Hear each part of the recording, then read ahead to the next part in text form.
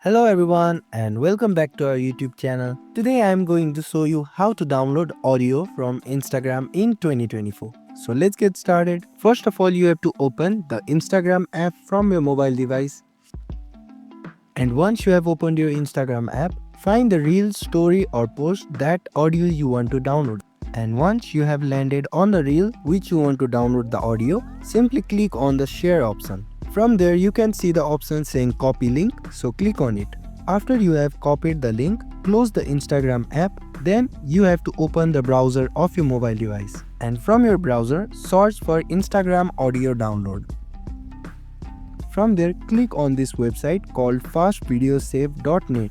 From here, paste the link that you have copied from your Instagram app and simply click on the option saying download.